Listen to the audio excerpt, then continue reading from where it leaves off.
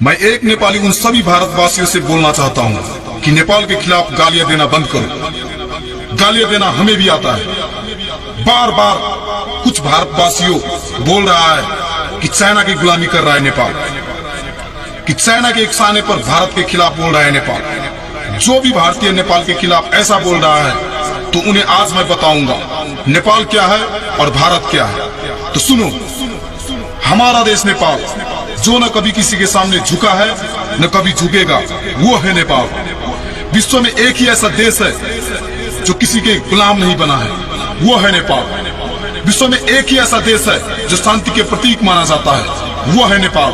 हमें गर्व है कि हमारा जन्म नेपाल में हुआ है। और कुछ भारतवासियों हमेशा एक ही बात करता है कि चाइना के उकसाने पर भारत के खिलाफ बोल रहा है नेपाल।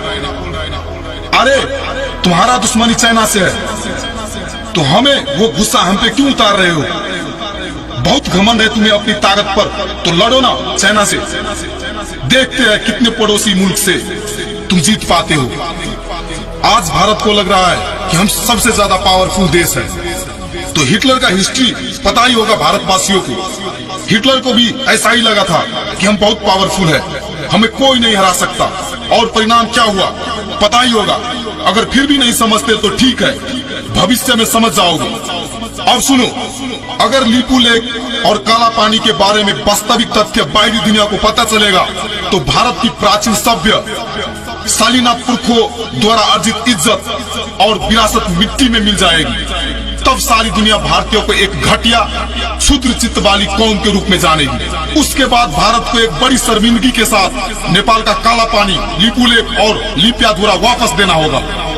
अब सवाल सिर्फ इतना ही है कि भारत पहले ही इज्जत के साथ वापस देना चाहते हैं या बाद में काला मुंह दिखाकर बेइज्जत के साथ। याद रहे कि नेपाल सिक्किम नहीं है और गोरखाली कौम को लाचार आत्मसमर्पण करने वाली कौम भी नहीं है। भारत जरूर कुछ दलाल नेपाली राजनीतिज्ञ, गद्दार और दलाल नेता कार्यकर्ताओं को खरीद सकता है, लेकिन नेपाली जनता के देश प्रेम को कभी नहीं खरीद सकता, जो अपने देश के लिए लड़कर बलिदान देने के लिए तैयार है। अब हम एक बार इतिहास की तरफ झांकते हैं। जब पूरा भारत अंग्रेज की गुलामी में जकड़ा था तब नेपाल अंग्रेज के साथ डटकर लड़ रहा था।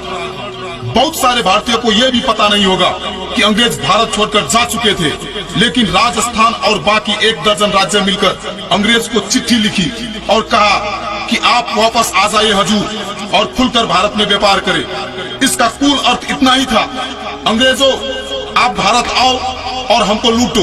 अंग्रेज फिर वापस आए और कायर और स्वार्थी भारतीयों पर फिर से हुकूमत करने का दरवाजा खुल गया। उस समय पंजाब, मैसूर और बंगाल के सिवाय बाकी सब छोटे मोटे राज्य अंग्रेज के तलबे चाटने में ही व्यस्त थे।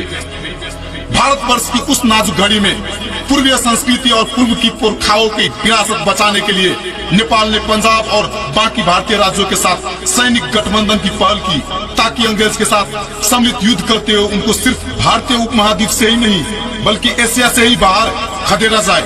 लेकिन किसी भी भारतीय राज्य ने नेपाल की इस प्रयास को सुना ही नहीं और इसी बीच उसी का फायदा उठाते हुए अंग्रेज ने नेपाल पर हमला कर दिया।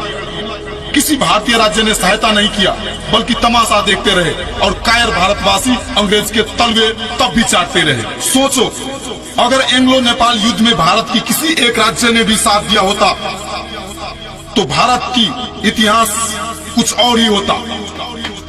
भारत 150 वर्ष पहले ही अंग्रेज की गुलामी से मुक्त होता और वो भारत आज हमें बोल रहा है कि चाइना की गुलामी कर रहे हो।